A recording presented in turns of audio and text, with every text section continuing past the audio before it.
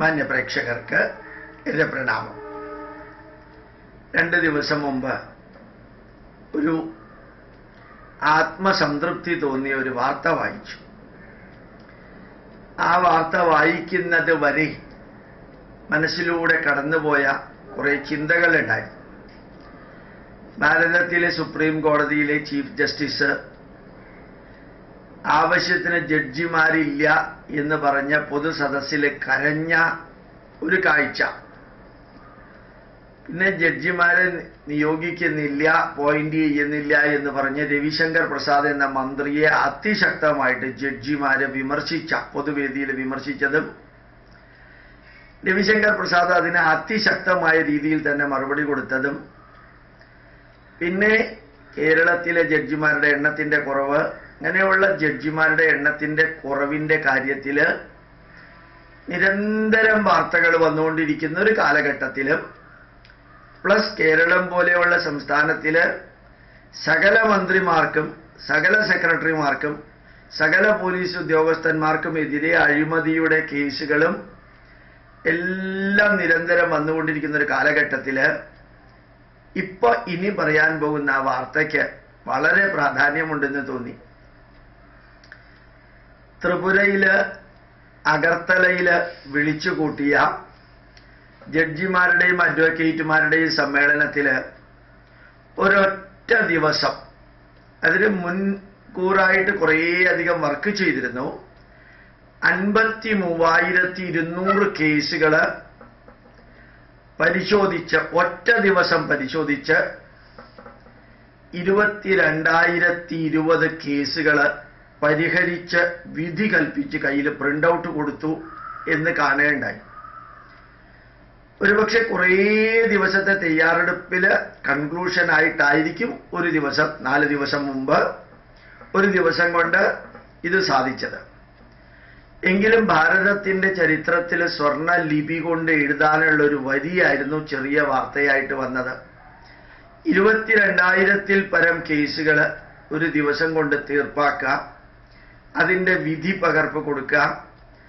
ഇങ്ങനെ ഒരു വർഷത്തിൽ 4, 5, 6 പ്രാവശ്യം അല്ലെങ്കിൽ മാസത്തിൽ ഒരിക്കൽ ഇത് ചെയ്തിരുന്നു എങ്കിൽ അഗർത്തല ഹൈക്കോടതിയിലുള്ള കേസുകളുടെ എണ്ണം വളരെ പെട്ടെന്ന് കുറയുന്നത് പോലെ ഓരോ സെഷൻസ് കോടതിയിലും ജില്ലാ കോടതിയിലും ഹൈക്കോടതിയിലും സുപ്രീം കോടതിയിലും ഈ ജഡ്ജിമാര് ഞങ്ങളെ ഏതാണ്ട് അവതാരങ്ങളാണ് എന്ന രീതിയിൽ വേണ്ടതിനും വേണ്ടാത്തതിനും കയറി ഇടപെട്ട് അവരുടെ പരിധിയിൽ പോലും വരാത്ത കാര്യങ്ങൾ, അല്ലെങ്കിൽ പരിധിയിൽ വരേണ്ട ആവശ്യമില്ല എന്ന് പറഞ്ഞ് മാറ്റേണ്ട കാര്യങ്ങൾ ശ്രീ രവിശങ്കർ പ്രസാദ് പറഞ്ഞതുപോലെ സുപ്രീം കോടതിയിലെയോ ഹൈക്കോടതിയിലെയോ സെഷൻസ് കോടതിയിലെയോ ജില്ലാ കോടതിയിലെയോ ജഡ്ജിമാരെ അല്ല ഭാരതം ഭരിക്കാനായിട്ട് ജനങ്ങളെ ഏൽപ്പിച്ചിരിക്കുന്നത്.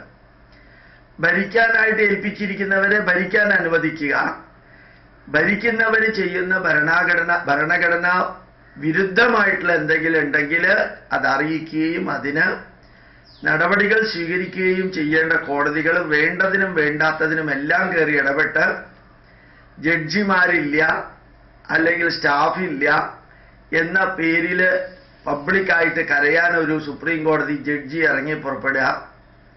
ഇതിനൊക്കെ പകരം പല പല കേസുകളും, എത്രയോ പതിറ്റാണ്ടുകളുള്ള കേസുകളിൽ ആൾക്കാർ ജീവിച്ചിരിപ്പുണ്ടോ എന്ന് പോലും അറിഞ്ഞുകൂടാ.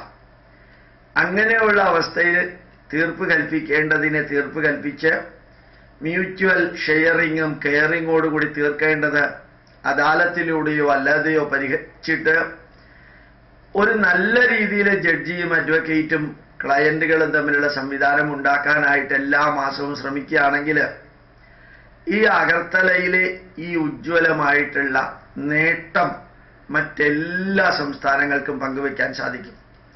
പലപ്പോഴും കോടതിയിലേക്ക് കേസിന് പോകുന്നതിന് മുമ്പ് വരും വരായികകളൊക്കെ എല്ലാവരെയും അറിയിക്കാനുള്ള സംവിധാനവും, തീർച്ചയായിട്ടും അങ്ങനെ ഒരു സൊല്യൂഷൻ കണ്ടെത്തുന്നതിന് പങ്കെടുക്കുന്ന അഡ്വക്കേറ്റുമാർക്ക് അവർക്ക് ലഭിക്കേണ്ട ജീവനത്തിന്റെ സാമ്പത്തികമായിട്ടുള്ളത് ലഭിക്കാൻ വേണ്ടിയിട്ടുള്ള കാര്യങ്ങൾ ചെയ്യുകയും, അങ്ങനെ ചെയ്യുമ്പോഴാണ് നീതിന്യായ വ്യവസ്ഥ ശുദ്ധീകരിക്കപ്പെടുന്നത്. വേണ്ടതിനും വേണ്ടാത്തതിനും കയറി കേസ് കൊടുത്ത് പിന്നെ ആരെങ്കിലൊക്കെ സ്ക്രൂ ചെയ്ത് പുഷ് ചെയ്യാനുണ്ടെങ്കിൽ നടക്കാം, അല്ലെങ്കിൽ 20 കൊല്ലം 30 കൊല്ലം 40 കൊല്ലം കേസ് കോടതി കിടക്കാം. ഇങ്ങനെയുള്ളൊരു ഗതികേടിൽ നിന്ന് ഒഴിവാക്കാൻ അഗർത്തലയിലെ ആ നന്മ നിറഞ്ഞ തീരുമാനം 53,000-ത്തിലധികം കേസുകളിൽ 22,000-ത്തിലധികം കേസുകൾ ഒരു സുപ്രഭാതത്തിൽ ഇല്ലാതെയാക്കുക എന്ന് പറയുന്ന നടപടി ഭാരതമെമ്പാടും സ്വീകരിച്ചാൽ ജഡ്ജിമാരുടെ എണ്ണം കൂട്ടുമ്പോഴും അതുമായിട്ട് ബന്ധപ്പെട്ട അവരുടെ സ്റ്റാഫുകളുടെ എണ്ണം കൂട്ടുമ്പോഴും ലക്ഷ്യമിടേണ്ടത് മിനിമം കേസുകൾ കോടതിയിലേക്ക് വരിക. ഇതിന് ഏറ്റവും ഉദാത്തമായിട്ടുള്ള ഒരു ഉദാഹരണമാണ് കേരളത്തിനകത്തുള്ള യൂണിയൻ ടെറിട്ടറി ആയിട്ടുള്ള മാഹി എന്ന യൂണിയൻ ടെറിട്ടറിയിൽ. അവിടെ പ്രായോഗികമായിട്ട് കേസുകളേ വരാറില്ല. പ്രായോഗികമായിട്ട് കേസുകളില്ലാത്ത കേരളത്തിലൊരു ചെറിയ ഭൂവിഭാഗമാണ് മാഹി. അവിടെ കേസുകൾ ഇല്ലാതെയാവാൻ ഒരു കാരണവും കൂടിയുണ്ട്. കേസ് കൊടുക്കണമെങ്കിൽ വാദിയും പ്രതിയും നേരെ പോണ്ടിച്ചേരിയിലേക്ക് പോകണം, ചെന്നൈക്ക് അടുത്തുള്ള പോണ്ടിച്ചേരിയിലേക്ക് പോകണം. അപ്പോൾ വാദിയായാലും പ്രതിയായാലും നിരന്തരം പോണ്ടിച്ചേരിയിലേക്ക് പോകണമെങ്കിൽ യൂണിയൻ ടെറിട്ടറിയിലെ കോർട്ടുള്ളത് പോണ്ടിച്ചേരിയിലാണ്, മാഹിയിൽ കോടതിയില്ല. അപ്പോൾ അവിടെ പോകുന്നത് ഒഴിവാക്കാൻ പരമാവധി കേസുകൾ കൊടുക്കാതിരിക്കുക എന്നുള്ള സ്വഭാവമാണ് മാഹിയിലുള്ളവർക്കുള്ളത്. അപ്പൊ ശരിക്കും പറഞ്ഞാൽ കോടതി അടുത്തുണ്ടെങ്കിലാണ് ഇത്രയും അധികം കേസുകളുടെ എണ്ണം കൂടുക. കോടതി വളരെ കൂടുതലാണെങ്കിൽ, വളരെ ദൂരെയാണെങ്കിൽ, വളരെ കൂടുതലാണെങ്കിൽ കേസുകളുടെ എണ്ണം കൂടും.